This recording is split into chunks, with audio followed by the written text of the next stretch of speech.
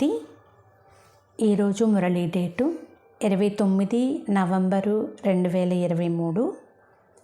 బాబా చెప్తున్నారు, మధురమైన పిల్లలారా, తమ బుద్ధి లేక ఆలోచనలను ఎంత శుద్ధంగా స్వచ్ఛంగా చేసుకోవాలి అంటే తద్వారా శ్రీమతమును యథార్థ రీతిలో ధారణ చేసి తండ్రి పేరును ప్రసిద్ధం చేయగలగాలి. ఈరోజు మురళిలోని ప్రశ్న, పిల్లల ఎటువంటి స్థితి తండ్రిని ప్రత్యక్షం చేస్తుంది? సమాధానము, పిల్లలు ఎవరైతే నిరంతరము హర్షితముఖులుగా అచలముగా స్థిరముగా మగ్న స్థితిని తయారు చేసుకుంటారో అప్పుడు తండ్రిని ప్రత్యక్షం చేయగలరు. అటువంటి ఏకరస స్థితిని కలిగిన తెలివైన పిల్లలే యథార్థ రీతిలో అందరికీ తండ్రి పరిచయాన్ని ఇవ్వగలుగుతారు. పాట.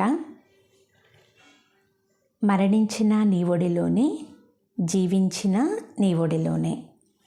ఓం శాంతి. పిల్లలు పాటను విన్నారు.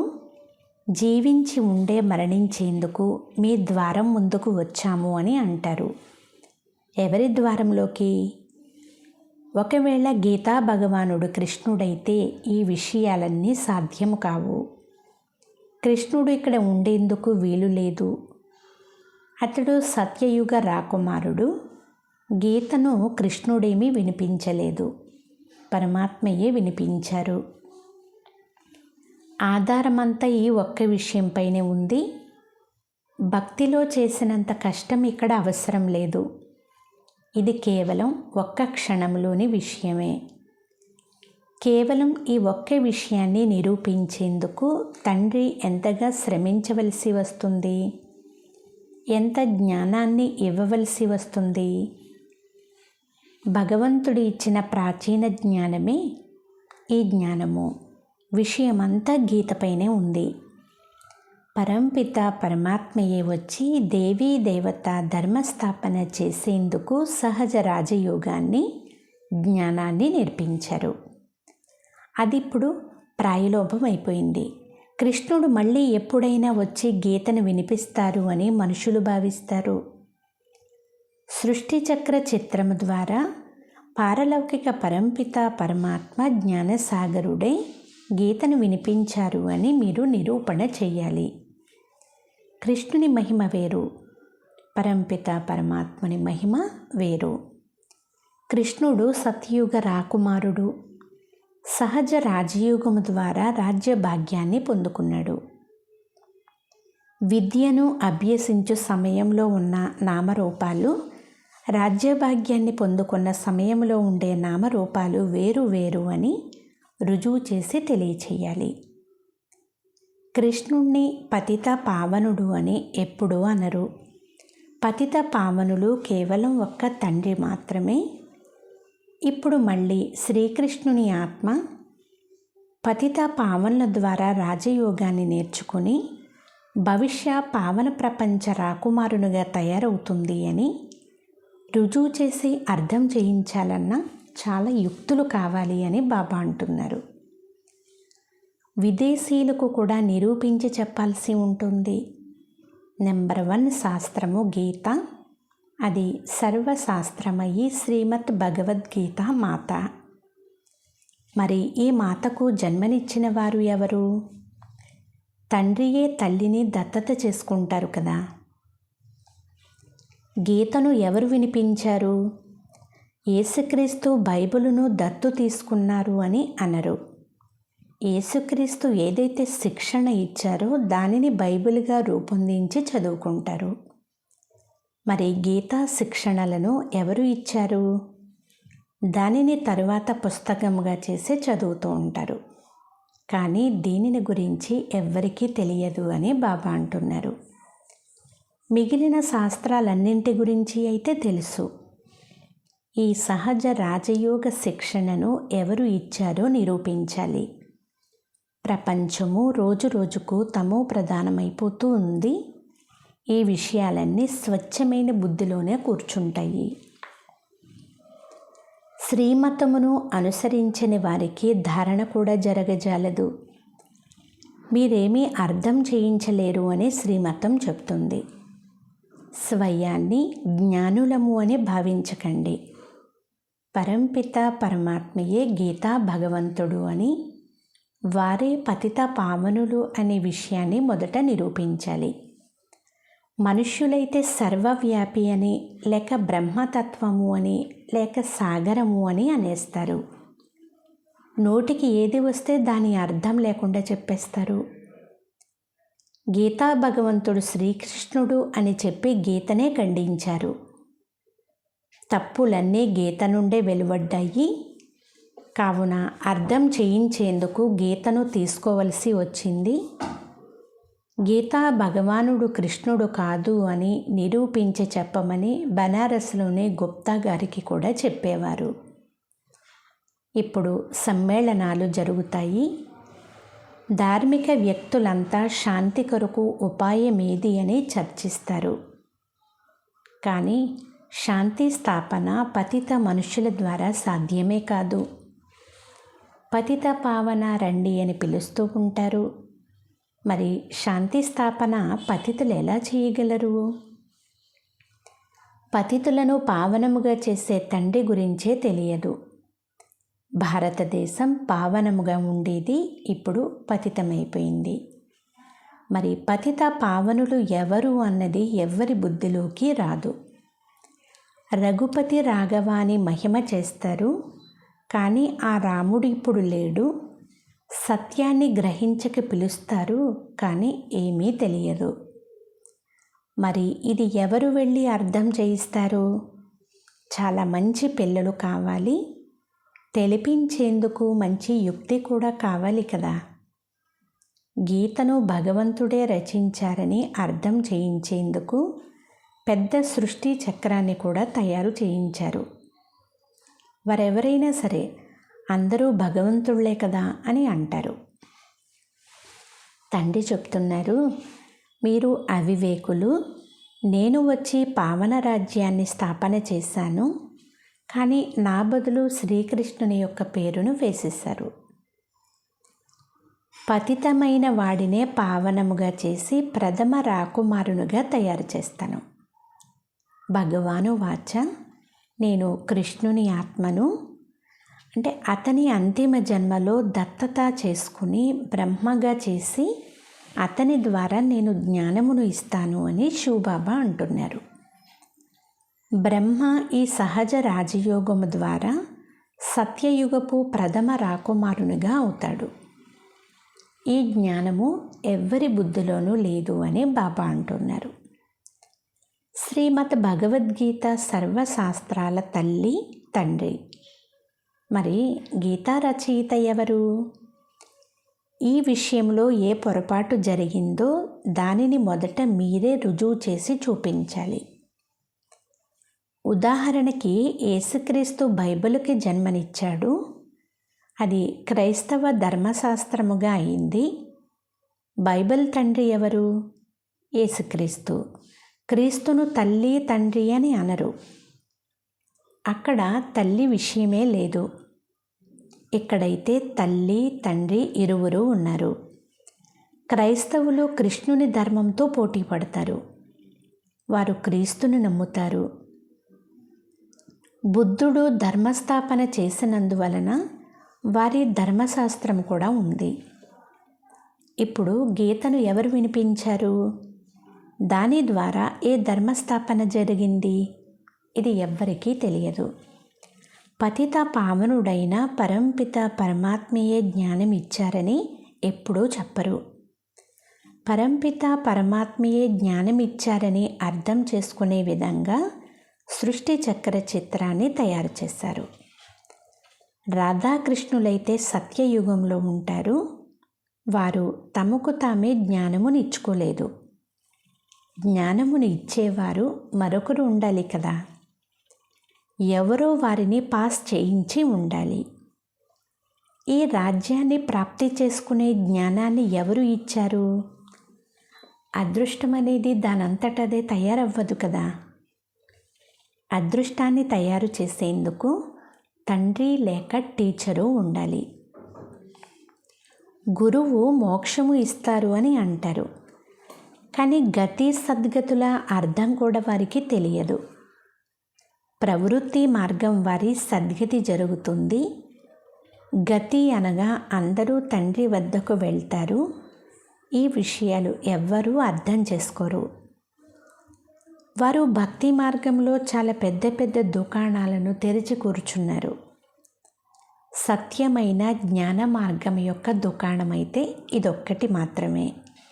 మిగిలినవన్నీ భక్తి మార్గం యొక్క దుకాణాలు. ఈ వేద శాస్త్రాలన్నీ భక్తి మార్గపు సామగ్రి అని తండ్రి చెప్తున్నారు. ఈ జపతపాలు, వేద శాస్త్రాలు మొదలైన వాటి అధ్యయనం ద్వారా నేను లభించను అని తండ్రి చెప్తున్నారు. నేను పిల్లలకు జ్ఞానమునిచ్చి పావనముగా చేస్తాను. సమస్త సృష్టికి సద్గతి దాతను. గతి మీదుగా అంటే ముక్తిధామం మీదుగా మీరు సద్గతిలోకి రావాలి. అందరూ సత్యయుగములోకి రారు. ఇది తయారైన డ్రామా. ఏదైతే కల్పం క్రితం నేర్పించి ఉన్నానో, ఏ చిత్రాలనైతే నేను తయారు చేయించానో వాటిని మళ్ళీ ఇప్పుడు తయారు చేయిస్తున్నాను అని బాబా అంటున్నారు. 3 ధర్మాల కాళ్లపై సృష్టి నిలబడి ఉంది అని మనుషులు అంటారు. ఒక్క దేవతా ధర్మము అనబడే కాలు విరిగి ఉన్నందున ఇప్పుడు కదులుతూ ఉంది. మొదటైతే ఒకే ధర్మం ఉండేది. దానిని అద్వైత రాజ్యము అని అంటారు. ఆ తరువాత ఒక్క కాలు అదృశ్యమైపోయి 3 కాళ్ళు వెలువడతాయి. వాటిలో ఏమాత్రం శక్తి ఉండదు అంటున్నారు బాబా. పరస్పరంలో యుద్ధాలు, జగడాలు నడుస్తూ ఉంటాయి. ఇంటి పెద్ద అంటే తండ్రి గురించి తెలియనే తెలియదు. అనాథులుగా అయిపోయారు. ఈ విషయాలన్నీ చాలా యుక్తిగా అర్థం చేయించాలి కదా. గీతా భగవానుడు పరంపిత పరమాత్మ అని, కృష్ణుడు కాదు అని, వారి జన్మస్థలము భారతదేశము అని ప్రదర్శనలలో కూడా అర్థం చేయించాలి.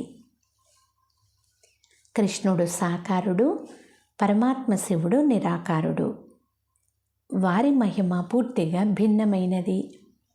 గీత ఎవరు వినిపించారు అనేది రుజువు అయ్యే విధంగా చాలా యుక్తితో మీరు కార్టూన్ తయారు చేయాలి. అంటే హాస్యంతో కూడినటువంటి మంచి చిత్రాలను తయారు చేయాలి. అందులో ఎదురుగా పెద్ద దర్పణాన్ని పెట్టాలి. ఇది అందుల ముందు దర్పణము. చాలా లోతుగా కూడా వెళ్ళకూడదు. ఇది చాలా పెద్ద తప్పు అని బాబా అంటున్నారు. పరంపిత పరమాత్మ మహిమ వేరు. వారికి బదులు కృష్ణునికి మహిమను ఇచ్చేశారు. లక్ష్మీనారాయణల చిత్రంలో క్రింద రాధాకృష్ణులు ఉన్నారు. వారే తిరిగి లక్ష్మీనారాయణులుగా అవుతారు. సత్యయుగంలో లక్ష్మీనారాయణులు, త్రేతాయుగంలో సీతారాములు. మొదటి నెంబరు పుత్రుడు అయిన శ్రీకృష్ణుణ్ణి ద్వాపర యుగంలోకి తీసుకువెళ్ళారు. ఇవన్నీ కూడా భక్తి మార్గంలో రచింపబడినవి. విదేశీయులకు వీటిని గురించి ఏం తెలుసు? డ్రామానుసారంగా ఈ జ్ఞానమైతే ఎవ్వరి వద్ద లేదు. జ్ఞానాన్ని పగలు అని అంటారు, భక్తిని రాత్రి అని అంటారు. బ్రహ్మ పగలు, బ్రహ్మ రాత్రి. సత్యయుగాన్ని స్థాపించినది ఎవరు? బ్రహ్మ ఎక్కడి నుండి వచ్చాడు? సూక్ష్మవతనంలోకి ఎక్కడి నుండి వచ్చాడు? పరంపిత పరమాత్మయే సూక్ష్మమైన సృష్టిని రచిస్తారు. అక్కడ బ్రహ్మను చూపిస్తారు. కానీ అక్కడ ప్రజాపిత బ్రహ్మ ఉండడు.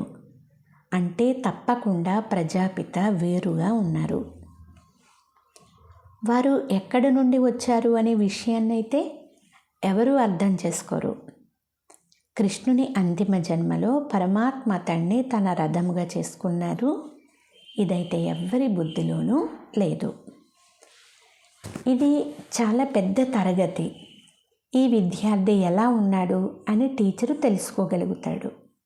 మరి తండ్రి అర్థం చేసుకోలేరా? ఇది బేహద్దు తండ్రి క్లాస్ కదా. అలాగే ఇక్కడ విషయాలు కూడా చాలా విలక్షణమైనవి. శాస్త్రాలలో అయితే ప్రళయం జరుగుతుంది అని చూపించి ఎంతో గడబడి చేసేసారు. ఎంత అహంభావం ఉంది. రామాయణం, భగవద్గీత మొదలైన వాటిని ఎలా కూర్చొని వినిపిస్తారో చూడండి. కృష్ణుడు గీతను వినిపించలేదు. అతడు గీతా జ్ఞానం విని రాజ్య పదవిని పొందాడు. వీరి గుణాలు ఇవి, కృష్ణుని గుణాలు ఇవి అని చెప్తూ గీతా భగవంతుడు శివ్ బాబాని మనం రుజువు చేసి అర్థం చేయిస్తాము. ఈ పొరపాటు కారణంగానే భారతదేశం గవ్వతుల్యంగా అయిపోయింది. మీరు మాతలు సన్యాసులకు ఎలా చెప్పవచ్చు? నారీ నరకానికి ద్వారము అని మీరు అంటారు కదా. కానీ పరమాత్మ జ్ఞాన కలశాన్ని మాతలపైనే ఉంచారు. మాతలే స్వర్గానికి ద్వారముగా అవుతారు. మరి మీరేమో మాతలను నిందిస్తున్నారు. ఈ విధంగా వారు చాలా వివేకవంతులుగా ఉండాలి. ఈ ముఖ్యమైనటువంటి అంశాలన్నీ వ్రాసుకుని అర్థం చేయించాలి. వాస్తవానికి భక్తి మార్గము గృహస్థుల కొరకు. ఇది ప్రవృత్తి మార్గపు సహజ రాజయోగము. మేము రుజువు చేసి అర్థం చేయించేందుకు వచ్చాము. పిల్లలు తండ్రిని ప్రత్యక్షం చెయ్యాలి. సదా హర్షిత ముఖము, అచలముగా, స్థిరముగా, ఆనందముగా ఉండాలి. పోను పోను మీ మహిమ తప్పకుండా వెలువడుతుంది. మీరందరూ బ్రహ్మ కుమారీలు. కుమారి అంటే 21 జన్మలకు తండ్రి నుండి ఆస్తిని ఇప్పించేవారు. కుమారీల మహిమ చాలా గొప్పది.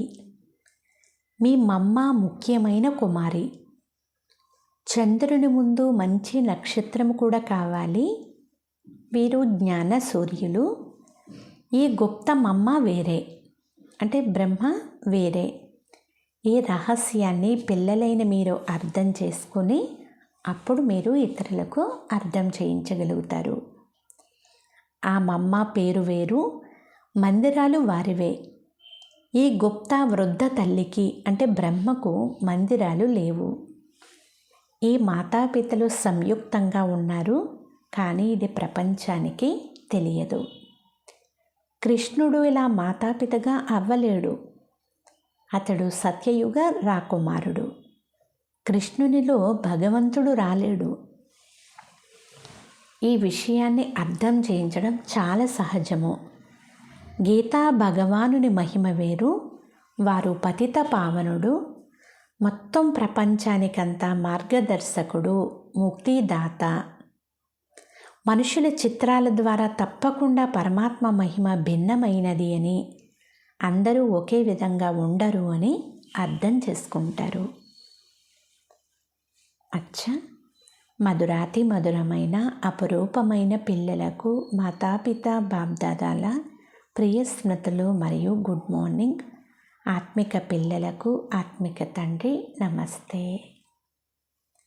ఆత్మీయ తండ్రికి ఆత్మీయ పిల్లల యొక్క ప్రియ స్మృతులు, గుడ్ మార్నింగ్ మరియు నమస్తే నమస్తే నమస్తే. ధారణ కొరకు ముఖ్య సారము. ఫస్ట్ పాయింట్, మీ స్థితిని చాలా ఆనందముగా, అచలముగా, స్థిరముగా తయారు చేసుకోవాలి. సదా హర్షిత ముఖులుగానే ఉండాలి. సెకండ్ పాయింట్, జ్ఞానం యొక్క శుద్ధమైన నాశాలో ఉండి తండ్రిని ప్రత్యక్షం చేయాలి. గీతా భగవానుణ్ణి రుజువు చేసి తండ్రి యొక్క సత్యమైన పరిచయాన్ని అందరికీ ఇవ్వాలి. ఈరోజు వరదానము, స్మృతి స్వరూపులుగా అయి విస్మృతిలో ఉండు వారికి స్మృతిని ఇప్పించే సత్యమైన సేవాధారి భవ. సారాంశము, మీ స్మృతి స్వరూప రూపురేఖల ద్వారా ఇతరులను స్మృతి స్వరూపులుగా తయారు చేయడమే సత్యమైన సేవ. మీ రూపురేఖలు ఇతరులకు నేను ఆత్మను అనే స్మృతిని ఇప్పించాలి. వారు మస్తకంలో ప్రకాశిస్తున్న ఆత్మను లేక మణిని మాత్రమే చూడాలి. ఎలాగైతే పాము పడగపై గల మణిని చూసి పాము వైపు ఎవ్వరి ధ్యాస వెళ్ళదో, అలా అవినాశిగా మెరుస్తున్న మణిని చూసి దేహ భావాన్ని మర్చిపోగలగాలి. అటెన్షన్ అనేది స్వతహాగానే ఆత్మ వైపు వెళ్ళాలి. ఎవరైతే విస్మృతిలో ఉంటారో వారికి స్మృతి కలగాలి. అప్పుడే మిమ్మల్ని సత్యమైన సేవాదారులు అని అంటారు.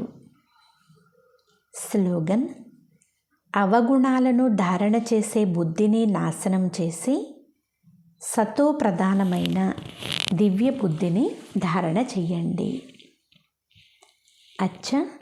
ఓం శాంతి.